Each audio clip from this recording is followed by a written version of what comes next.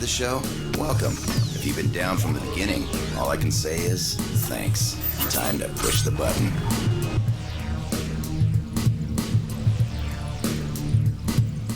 My name is Sean Akins. Jason DeMarco. Gil Austin. Hi, I'm Chris Hartley, Dana Swanson. Johnny Ray. Sarah Hardy. My name is Brent Busby, and I'm the sound designer. VP of Production. I am an editor. I'm the voice of Sarah. I am senior editor at Toonami. Is that right?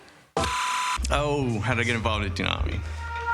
Some friends of mine were working at Cartoon Network way back in 1994, and they called me and asked me if I wanted to help create a franchise in the afternoons, like an after-school block for the children. And we worked for a year to create a new destination, like after school, because I was that kid that used to get off the school bus and I would run home to see Voltron or what the fuck ever was on.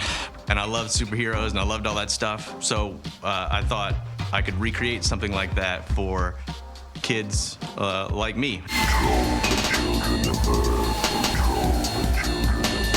I started working on Toonami in 1996. I got hired to work at TNT to make promos.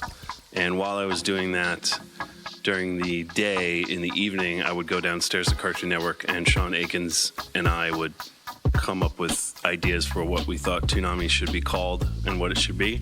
It was kind of totally different then because we didn't really come to work at regular hours. We would work kind of noon to 10, which when you were 22 was pretty great. I'm getting some weak signal.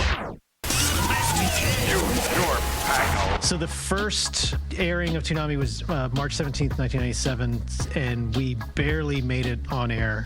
My job was to sort of liaise between Sean and the rest of the network because he had an office here, but he never came. So people would just say, leading up to, like, where's all the stuff? And I was like, oh, I think we're going to be ready to turn it in. Everything was on tape back then, and we turned everything in about an hour before it aired, and everyone was super mad. Sean's theory was, what are they going to do, not air it? And he turned out to be right. From this point on, there's no looking back. All right, boot camp is about to begin. I started working for Toonami in 1998.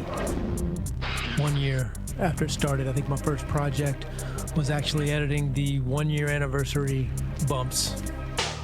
Transformers 90s style, the Beast Wars are coming up next on Toonami. I think one of the big drivers for Moltar transitioning to Tom was we wanted to redesign the franchise just in general. I think it had been on for a couple of years, so we just wanted to freshen up and do something different. The first Tom came about because Sean had a Kid Robot sticker in his office that he was kind of obsessed with, and he really liked the look of that. The first Tom was cute, and then we eventually wanted to sort of get away from that. So he had like kind of the pot belly, and he didn't walk very well. We decided to give him backwards knees like elbows, which was a nightmare for animators, but we thought looked cool. So the look of Tom was very much driven by the needs of CG and also Sean's personal aesthetics. And the fact that the Absolution was the size of 2 football fields, he loved the idea of this giant, huge ship with this little guy inside, and you just would wonder, like, what does he do? And what about all the rooms? And he was right. People constantly asked us those questions. Sort of the iterations beyond that were always just trying to keep the same basic idea of Tom going, but with just a new and updated look. In terms of personality, it was really just sort of written from our perspective, I guess is the easiest way to say it. It was more showing our happiness about being able to do this and our love for anime and for video games and for music and for skateboarding and all the stuff that we did. So it's kind of everybody who wrote was writing from their heart, basically. So that's why it sort of, to us, always came across. We were never trying to talk down to kids. We were more just having a conversation. Life can be pretty tough sometimes, but one thing that can make it better is a friend. We wanted him to sort of be like the wiseacre older brother was kind of the vibe, like the person who's like slightly cooler than the kid who's watching, but not a dick, just sort of like kind of a smart aleck. Like once Steve came in, he really helped us find a good through line for how Tom should behave. And from that point on, we've just stuck true to that. We know in our heads what Tom would and wouldn't do, but we haven't articulated it much. When we added Sarah, that allowed him to have sort of a softer side, which I think is one of the reasons that he survived so long, because now we have a different generation watching. They're not as into smart-ass jerk heroes, so it allows Tom to have that like softer side. What are you talking about? So the Total Immersion event, the first one, The Intruder, was really just a fulfillment, we thought, on all the promises that we had made to our fans and to this audience, like going up in it. We had a spaceship, like we had our set. So that was really how those started. We felt like, there's a way to tell a longer story. We can explore our world a little bit more. People can find out more about our host character, who really kind of was confined to a chair and still is predominantly. Every weekday at 5, Cartoon Network's building you a better cartoon show. We call it Toonami. Toonami, when it started, is a lot like it is now, actually. It started with just a group of people, a small group of people who wanted to make a show that they would potentially want to watch. The greatest thing about Toonami is we were able to, beyond like making a promo that told you this show is on at 5 o'clock, we were able to do other freeform stuff that was really just our art. You know, we kind of wanted to make stuff like that, so we just made different things. I mean, I think the sort of Toonami mission statement, for lack of a better word, is sort of the same. It's always been kind of driven by what we liked and wanted to do, and that was sort of the beauty of it. There was never a lot of money in it, but if you could convince Sean in the beginning to do it, and now Jason, you can pretty much do whatever you want to do. So that became video game reviews, shooting live action pieces with comic book artists that we wanted to meet, go riding in the Goodyear blimp because we thought it would be a cool thing to do. And there's still very much that Toonami vibe that just, we kind of come at things with a very insider knowledge, you know, we really appreciate and really like what we work on, and so I think they all have this very genuine feel. Back then, we worked on much smaller things. We had a lot less footage to work with because we had a lot less storage to hold all that footage. On a real meta level, I mean, we were still working with tapes, and it was way more old school than now, where everything's delivered digitally. We have tons of media. And since then, it's gone through a lot of different kind of iterations. Kind of ran off the rails a little bit and got a little crazy. But now, I feel like it's back to kind of how it originally was, with a small group of people just making a show that they would want to watch. All right, Tom, you're ready. I love this job.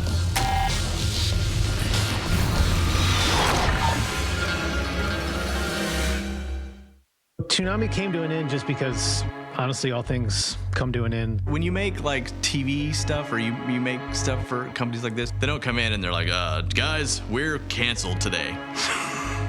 The corporations are a bit more nefarious about that kind of stuff. You know, I think it was actually more sad for people that were watching TV, because when you were working here, we knew the writing was on the wall. Like when you were working on a TV show and you get the cancellation notice, it's never a surprise. That's why we had a goodbye message ready to go, and we just wanted to have the fans have like a goodbye, you know, because other than that, it was literally Cartoon Network just going phone plug. So, until we meet again, stay gold.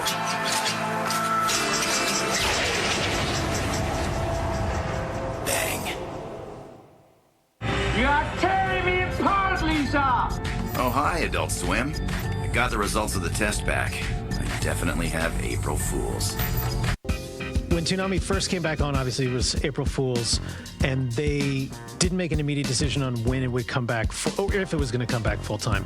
So that took about, I feel like it was a week or two, and every day it was sort of more likely, but it was still kind of figuring out what it was. And by the end of whatever that period was, it was, okay, when can you get it on and how much money do you need? So that was just a really quick turnaround to get it up. And then we had about 6 weeks after that to create a full night of packaging. So then that was a really big turnaround to make that. It was talking to as many people we could that had worked on it before to see what existed. Like, what could we resurrect to make a night? So we picked Memorial Day, which turns out to be a terrible time to try and launch a franchise because you're trying to get everything in at the last minute and everyone you're working with is trying to leave. So if we did it again, I would say maybe the weekend after Memorial Day would have been a better pick, but live and learn. Tom. So the journey to becoming Sarah was in 2013. I got a message that just said, hey, can you record this voice? And I didn't really know what it was for, and sent it back, and then I got notes back, which normally when you're doing scratch, you don't get notes back because that means the temp voice, and it's weird if somebody's like, nah, do it like this. So then I recorded it again, and then they were like, oh, by the way, you're airing Saturday night. And I was like, oh, okay. So yeah, I found out just a couple days before Sarah went live that I would be Sarah. So, how the new system's feeling? I'm still working out the kinks. Sarah's definitely been on a journey. It's similar to the way that Tom has. The first Sarah and second Sarah, I'd say, were a little bit more down to business. In Sarah 3, 3.5, and 4, it's been a little bit more playful. As far as like her dynamic with Tom, she's definitely the one who's more down to business and will get serious when it's time to get serious. But I think that the back and forth between her and Tom, it's like a brother-sister relationship, I'd say. There's definitely an intruder in the station. Thanks for the update, Sarah. My favorite part, I think, is when I get to do something from like the ground up. Like Intruder is all like it comes to me and it's a total blank canvas. There's no sound at all, so you have to design every little element. There's definitely an intruder in the station. Thanks for the update, Sarah. It's an interesting thing, Toonami. It has a very loyal following. And it's a very unique group of people that like anime, and we're an outlet to that group of people. And that's a pretty special thing to witness. The thing I've always enjoyed about Toonami is that because we designed it, Sean very smartly designed it to be a catch-all for everything that he thought was cool, that we as a group thought was cool. It has allowed us to be a whole bunch of different things, even though it's technically just an excuse to show cartoons and get advertiser money. It's allowed us to interview really interesting people, musicians, astronauts, scientists. It's allowed us to write speeches when we're in the mood to talk about a subject and inspire kids and adults. It's allowed us to work in the world of CG and tell cool science fiction adventures because I'm a science fiction nerd. It's allowed us to put out albums. It's allowed us to make shows. And then the second equally important thing is everyone has been working at Toonami for a long time. We of course have newer people on board, but everyone that has worked on Toonami has done so because they were passionate people who cared about doing good work. And I think that we have the greatest team and have forever. You couldn't ask for a better setup than that. You're setting yourself up to succeed when you're working with people who are pushing each other to be great. What could be more beautiful than doing work that puts your soul at risk? Because that's what it means to be alive. Yeah, it feels great to be part of the 20th. I cut promos for the first anniversary, so cutting stuff for the 20th. Yeah, sure. Why not? So the 20th anniversary is pretty, it illustrates how old we all are. And then, but beyond that, it's just sort of crazy that a programming block of an afternoon kids show would have such an important impact on people's lives that they care about it 20 years later enough that we can still be on the air. It's neat that I'm kind of the newbie. I feel like I'm still the newbie because I wasn't part of the original run. And to be part of it and help it keep going is pretty great. It's amazing to think that I've been around for 16 years of it or so, off and on. We've been watching some of the old interstitials as we've been working for stuff, and it just amazes me how far it's come and how much we've done. I feel like we just keep redefining and growing. Well, I'm just excited that it still exists and is ongoing. I don't know, I'm excited about all of it. We got the Samurai Jack stuff. That's been pretty fun. That's going to be cool. And every time we do a redesign, that's always super fun. It feels pretty darn cool to be part of the 20th anniversary. Like, 20 years. I'm psyched that it's back. I think it deserves a place in the culture. I think it ushered in the most impactful wave of anime into the United States. I think it started, a movement is maybe overstated, but I think it started, it started something. Believe in yourself and create your own destiny. Don't fear failure. I I think in general, Toonami's future is it's continuing to do these intruder events. They're pretty special. I mean, to be able to produce a 11 to 12 minute 3D animated episode every year is pretty great, considering we're just an on-air promo team. Everybody always asks, what is the next show going to be? And even though we've answered that question hundreds of times, we can't tell you. That question still comes up. So I'm sure what people would want to know is all the shows that are coming up, and we've got some pretty great stuff on the horizon, which I'm not going to talk about. I think this total immersion event that we're working on now, whenever it ends up airing, is going to be pretty great. I think technologically we're at a point where the animation has looked better than it ever has before. I think the last intruder was when the spaceship's ripping out of the earth and everything's falling down and it flies away. That's a pretty amazing shot. So I think it's going to look beautiful, and I think that the story is going to be something that people are not expecting, which is always fun to subvert people's expectations. I hope that they go to an ice cream store. Like, that's not really a plot point that's been introduced, but I think that Tom and Sarah eating a dessert of some sort. Like, I don't know how that would work with Tom's programming or the fact that Sarah can't leave the ship, but just like an ice cream drive-through. It's a little weird to say I've been doing something for 20 years, especially when I talk to someone who has no idea what Toonami is, which there's plenty of people out there, and they're like, you've been doing it for 20 years? I'm like, yeah, and I did it for 20 years and you still haven't heard of it. But if I can keep having fun and keep working with the same amazing people and having great experiences, I think I'm damn lucky. I think I'm damn lucky to have done it for 20 years. Always take pride in the lives that we're giving you. You've got 2 good legs, so use them. You're strong enough to make your own path. The last thing I would say is the main reason Toonami's been around for 20 years, besides the people who make it, are the people who watch it and the people who talk about it and the people who cared about it. We don't get to express our gratitude often enough for that degree of loyalty, but we all feel it all the time, which is why we work so hard.